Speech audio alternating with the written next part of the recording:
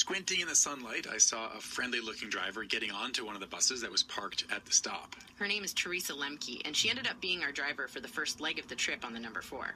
There was nobody on the bus yet, so I asked if I could climb aboard and talk a bit. She was eating a breakfast burrito from Carl's Jr. I asked what time she wakes up. I have to report at 3:30, so I'm up at 1:40 to leave at 3. Oh, is it as bad as it sounds? It's horrible. Yes, and the worst part of it is probably eating dinner at 3, the senior citizens time, hour, and being in bed at 6 is really tough. Do you have blockout shades and like earplugs, all that? All that, yes. Yeah, and that's the only way to do it. Do you have a partner? Do you have a family? I do. I'm married 25 years, and kids are grown and gone.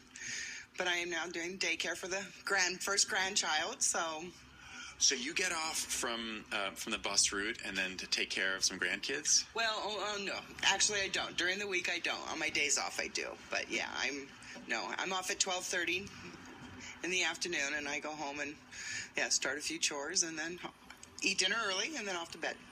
How much do you see your husband? Thankfully, he's got 40 years in at United Airlines, and he has the same hours I do. So, although his days off rotate, so we only rotate into days off together every 6th and 7th week.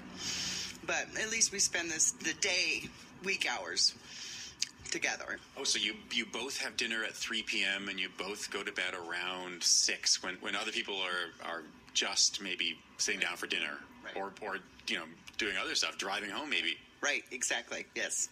So we're home, been comfortable, been reading, sitting out on the porch, and and our day's over when the kids' days is pretty much getting started. They've struggled through these hours for many years, and it's been tough on them because they wonder why we don't have family get-togethers and barbecues and picnics, and for one, because we work weekends. We've both managed to have jobs that run 24/7, and we work holidays, we work weekends, and then, of course, we're in bed when most people will be starting the family barbecues on the weekend. So it has kind of cut into that.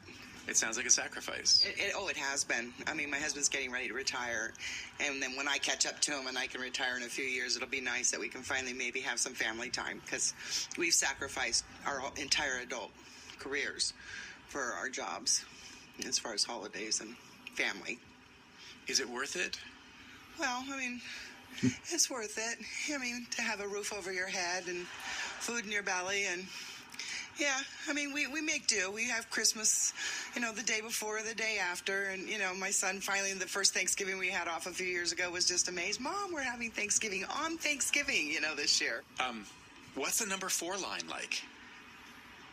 Yeah, it can be a struggle. The traffic is so, so that's not. The kids can be a bit of a handful on occasion, depending on the year. Some years I've had great kids, and then they go off and graduate, and I get a new bunch the next year, and they might be a little bit rowdier or mouthier. So it just kind of depends on the year. But this year, so far, so good. We've gotten a good group, and they seem to be respectful. And you're only a few weeks in, though. Right. Only, exactly. A little early yet on that one, but so far so good. You can usually kind of judge pretty quickly what group you're going to have, and so far they seem to be okay. And generally they're usually okay, but you seem like the kind of person who could give as good as you get. Absolutely. I assume we're talking here about high school kids from Roosevelt or high school kids in Gresham. There are high schools on either end of this line, right? Right. Oh, yes. So how do you keep potentially rowdy kids in line? Well, there's always that threat of walking, and, they don't like to walk. These kids are lazy. Oh, you mean the threat is if you don't stop what you're doing, I'm going to kick you off the bus? Well, I mean, not necessarily would I do that, but just sometimes the threat is enough to give them the idea that shape up, for you're going to ship out. So, and I yelled at a few across the way yesterday in Gresham because they were blowing off fireworks. And it was like, are you kidding me? That was just exactly what, are you guys kidding me?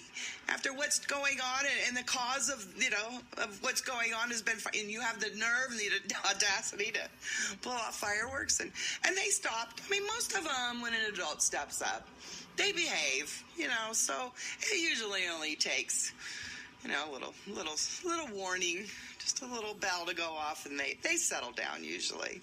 I mean, you always get those few here and there that are mouthy, but. What about adults? Yeah, well. Wait, so the kids can be mouthy, but are more or less all right. The adults are the problem? The adults can be a problem, yeah.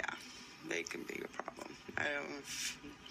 Where do I go with that? Yes, they can be a problem. Yeah.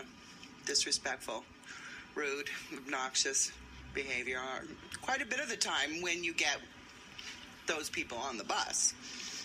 What's the worst behavior that you regularly see from other people on the road?